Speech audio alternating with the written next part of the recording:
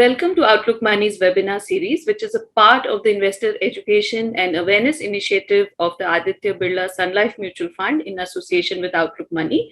Today's initiative comes under the AMC's For Her campaign that is meant for women's empowerment. A very happy International Women's Day to all of you and to us, and we are using this opportunity to highlight the role of women in financial decision making.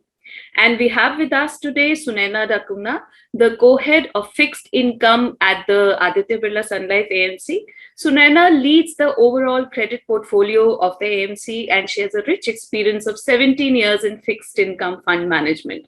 She has been with the AMC since 2004. Thank you so much. We also have Ms. Kiran Telang, who's a registered investment advisor with the Securities and Exchange Board of India. Kiran is also a certified financial planner and has over 22 years of experience in finance and banking, including 15 years specifically as a financial advisor. So let us now come back to the discussion on women empowerment when it comes to financial decision making. So Sunaina, I'll start with you. Women are often seen as better savers than men, but that doesn't often translate into them being investors. So why does this gap persist and what can be done to fill it? So I think traditionally we have seen that women are very good savers. And in many of the households, managing the monthly household budget generally has become the woman's domain. And they're able to save from that as well, from the monthly household budget. But these savings generally we find tend to land up in three avenues. One is either it lands up in the form of cash, thereby increasing the currency in circulation, or it lands up being invested in gold or jewelry. And sometimes it also finds its way in the informal interest rate markets.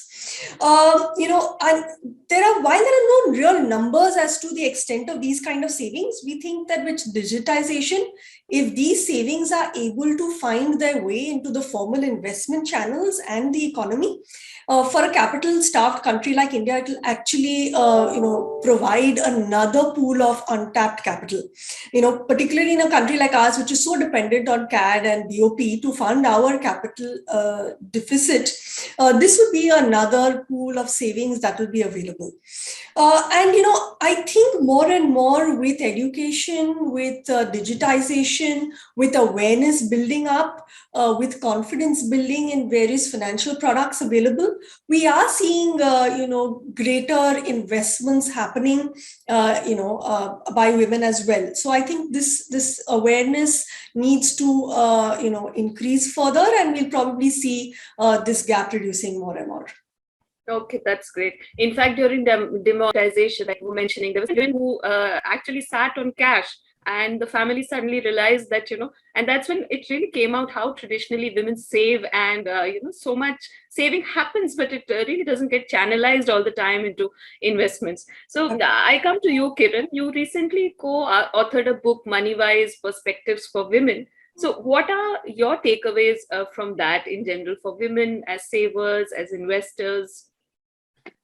See, as Sunaina was saying that, women are great savers naturally, but the form of savings is very different.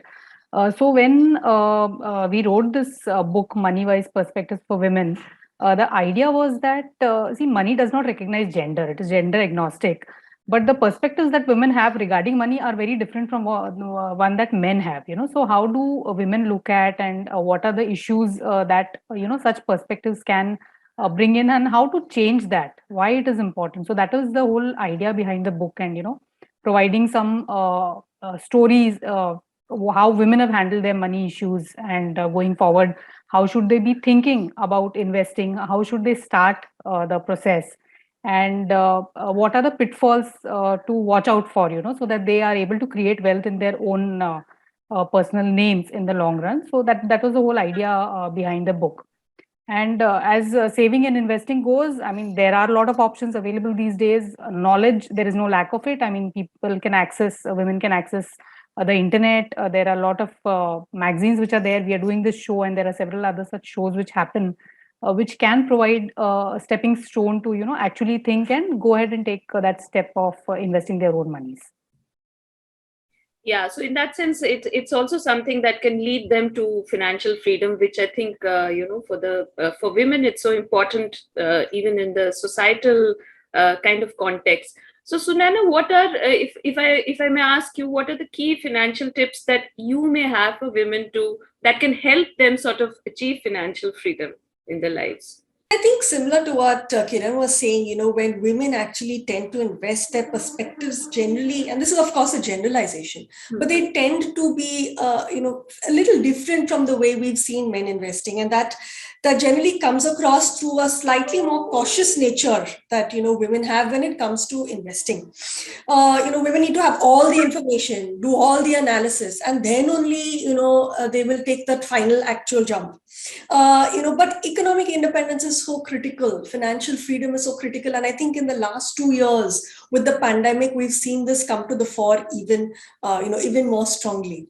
When you're asking what kind of financial tips for women, I think initially the first tip that I can give is, start investing early on in your career, as in when you have some savings, start investing early and keep investing regularly. So whatever form that your savings come in, keep investing that and invest that in a regular manner. Now, how do you go about investing it? I think it's easiest when we are goal oriented and we plan our investments basis our goals can be short term in nature, they can be long term in nature, and accordingly we should plan our portfolios so that we attain those goals. And maybe you seek the help of a financial advisor if required, to help you build that appropriate portfolio, and regularly keep monitoring this portfolio to ensure that it's actually trying to achieve the plan that you set out for, and in case there are deviations, recalibrate it. And as Kiran rightly said, there's so much information available. There's an information overload, in fact. There are a lot of blogs and websites available. There are books available. There is a lot of data and information out there.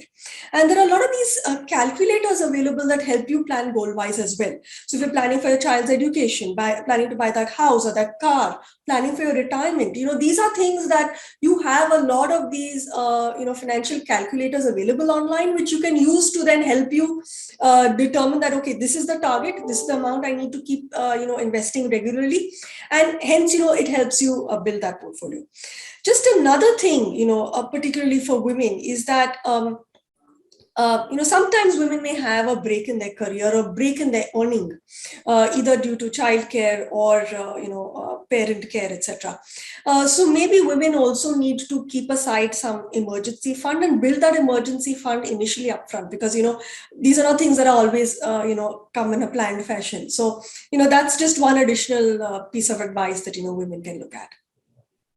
That's extremely useful, because that is something that women often ignore, because they'll typically keep their needs and requirements last. It comes after the families, after the loved ones, and all of that.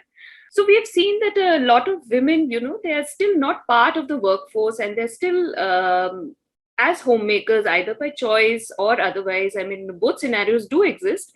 But even when they are homemakers, how do you think, Kiran, that they can make a difference by being the financial decision makers of the family? So it's one thing to earn your own money, and it's another to manage the money for the household.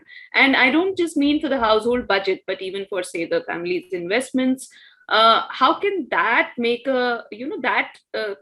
can perhaps also make a difference to their lives, on their whole perspective about financial freedom? So what is your opinion on that? How can that transition happen, and what is the difference that it can make? Let me come from the emotional perspective first. So whether a woman chooses to be a homemaker or is forced to be a homemaker because of certain circumstances. So in both the circumstances, the feelings will be very different. So somebody who's a homemaker by choice will be much more happier and, to take on that role. But somebody who's forced to do so because either family situations don't permit her to work, or, health conditions or whatever. I mean, there could be several reasons why somebody is not able to take up a corporate job or an entrepreneur's role. So in both these circumstances, money independence, financial freedom is something that they will crave. the idea when a woman is a homemaker is that she should not be taken for granted in whatever situation, whether she is, there by choice or by force. She should have that say in the financial decisions of the family. See, because it's not always my own goals, but it is also my family's goals. It's not me versus us, it is me plus us. So while the us is important, the me is equally important. So there has to be a balance which is to be created. So when you talk about homemakers making the money decision, while they will not have their own income, they can be a part of the decision making, which house to buy, whether they should go for a two-bedroom house, a three-bedroom apartment, or they should build a house of their own. What will be the schooling for their kids? Because schooling also the costs vary. If you go to a local board versus an international board, the costs are very different. So that decision the couple should take together. Where will their children study? What kind of vacations they can have? Remodeling the house. I mean, there are so many large value decisions which are there.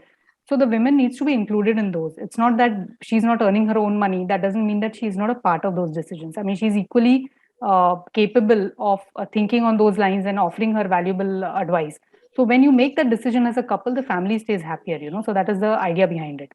Now, the practical aspect of it, managing the paperwork, money paperwork is not very simple. It takes a lot of time. So, I mean, if she can take up that mantle, that is really, really nice, because things will stay in order, keeping the paperwork, the taxation, everything in place and having all the documents safe is another job that needs to be taken. So, if the woman of the house can handle that, that itself will be a great involvement in the family finances. That sounds like a major task, because it is like all of us know. But also, Kiran, would you like to share with us, because you are a financial advisor, you work with families on a regular basis. How have you seen the women's participation in the sessions, kind of family sessions on financial planning that you have with your clients, etc.?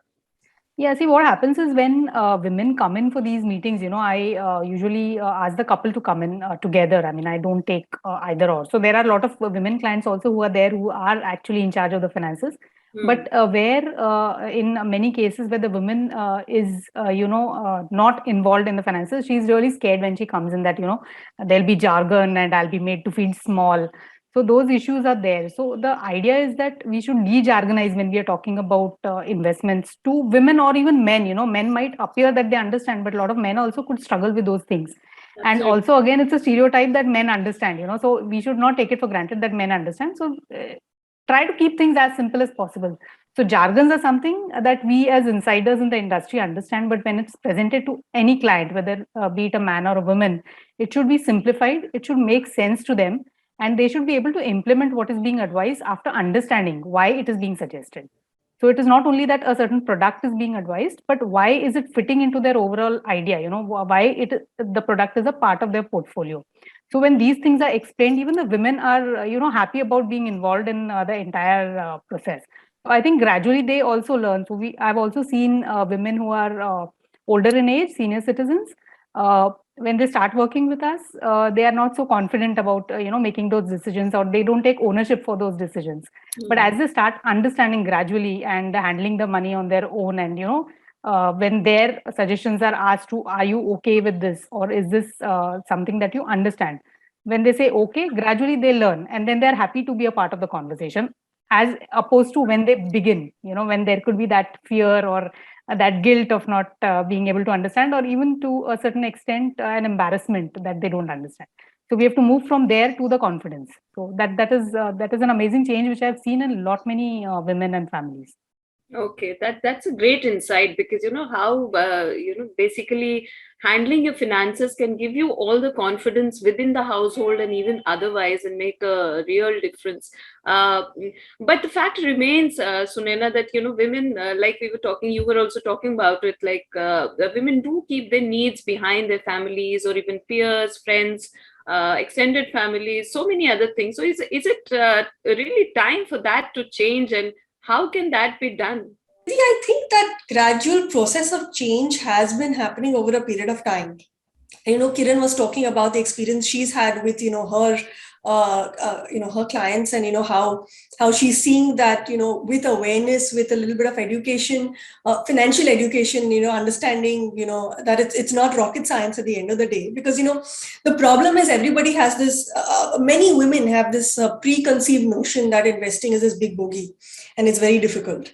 But when people, when that awareness grows, when people start discussing, chatting about it, I think that is when, the change actually happens. And I think Kiran obviously was talking in a more urban setting, but at a rural setting, I have seen it myself, because we at the mutual fund have invested a fair amount of money in microfinance institutions. And as part of our work and our due diligence, we've gone to the ground level, and we've seen and been participating in a lot of these center meetings.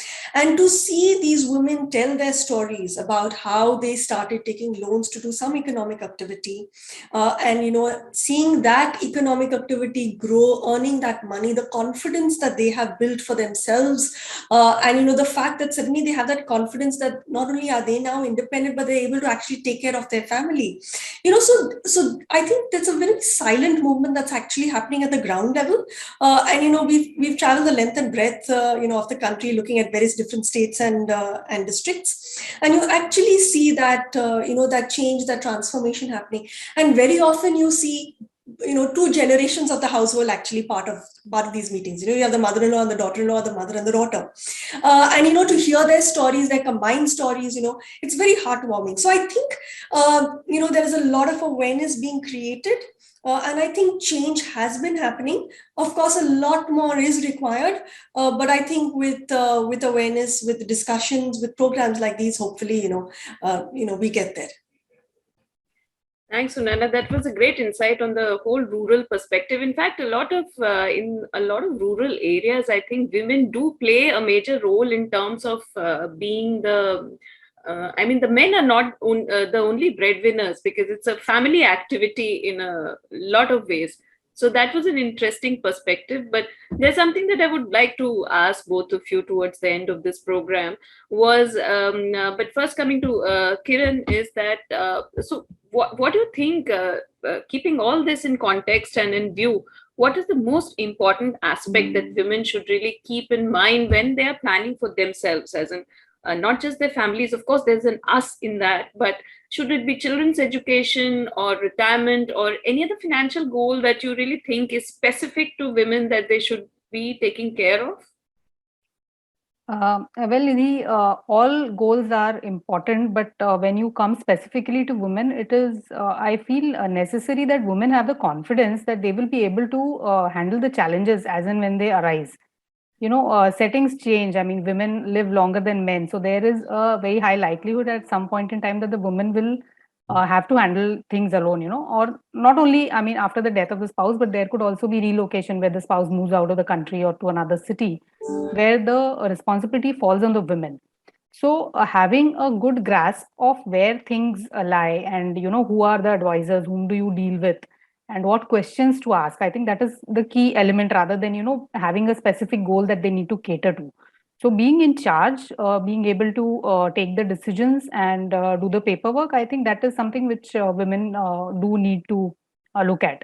And another aspect, I mean, from a goal point of view, if you look at, so retirement is an important goal. And as Sunaina was also mentioning, there are breaks in a women's career due to childbirth, or taking care of family members when they are not well.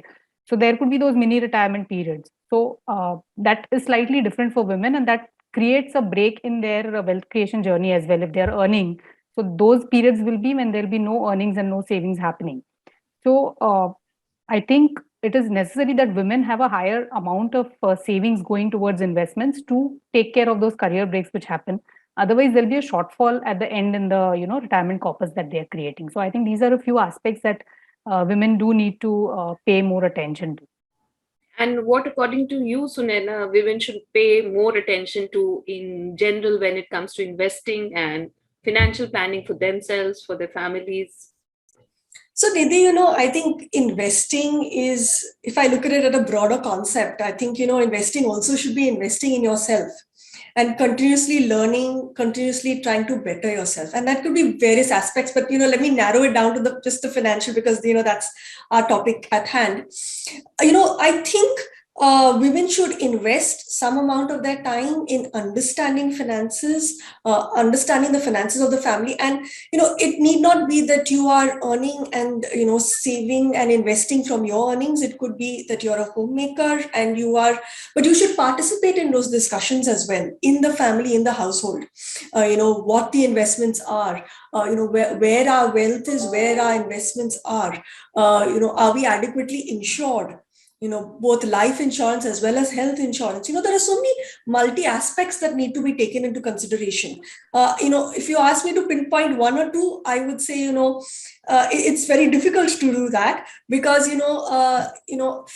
from a perspective of financial freedom and from a perspective of financial investment, I think understanding, increasing awareness is the first thing that I would say, that you need to invest in yourself and continuously keep learning and keeping up with new products, new opportunities available in the market, etc. But also then taking care that you're adequately prepared for anything. Just like Kiran said, you should be adequately prepared for anything that life can throw at you. And I think last 2 years has made it very clear that at all points of time, everyone needs to be adequately prepared, because you have so many curveballs that can just be thrown at you. Okay, that was great. But last but not the least, both of you are women professionals. How has been your experience, your personal journeys been? So, Sunaina, you could start, and Kiran, you could also, tell us about it. So I think I was very privileged to be born in a family which laid a very, very great emphasis on education, and also economic independence through career orientation. So very early on, when I was finishing school, my parents sat me down, much in the same way I think they did with my older sister. And they gave me all the career options that were there, and all the various, lines of study and paths of study that I would have to do to get to that kind of a career. And even at that stage, investing finance, was something that really interested me. And I took up commerce, and thereafter I did an MBA in finance. And then, I mean, maybe in hindsight, the fact that my dad headed an NBFC, was, playing at the back of my head, and, unconsciously, subconsciously, influenced me. But, even at business school, I really liked the subjects, portfolio, security analysis, portfolio investments, etc. So when Birla Group came to campus and offered me a role in investments, I literally jumped at it. And it's almost close to 18 years that I've been working here. Started off as an analyst, then a fund manager, and now, I co-head investments. So it's been a great journey so far, and looking forward to the many years to come. Great. What about you, Kiran? So as Sunaina said, I mean, we are the privileged few who get the opportunities to choose what we want to do in life. So I was in similar circumstances. My parents are both bankers, and did have the choice of picking up the career that I wanted. And initially, I did make mistakes. I mean, I went to science, which I thought I will pursue, but then later I realized that is not particularly something that I would enjoy doing in the long run. And the only realization that I had at that point in time is that I wanted to start up something on my own. And it was a journey which led to the search of what. I didn't have an answer early part of my education when I did my MBA also. So I did get into banking, but still that thought was there that I wanted to be on my own at some point in time. That's when the certified financial planner certification came to my notice, and I said, okay, this is something which really interests me, and this is where I see myself building a career. And then I did the course. I quit my job. I started my entrepreneurial journey from there, and it's been a happy journey, helping people realize the place of money in their lives, and happy to have them take the decisions, help them with the kind of lives that they want to build. So it's been a very, very satisfying journey. I mean, there were mistakes made earlier in my career, as individual also, in terms of investing money, there were mistakes made, and I learned from those. So I'm happy to be where I am today in terms of my professional career. Great to hear that, ladies. And really, this is an inspiration for our women viewers, especially. There are two women who are really acing the financial field and really setting an example that this is not jargon, this is not something that you cannot understand. It's just about starting from the basics and going ahead and thinking about yourself apart from your family, which kind of wraps up this show. And thank you so much for being a part of this discussion, Kiran and Sunaina. And happy International Women's Day again to you. Thank you so much. Thank you so much. Thank you.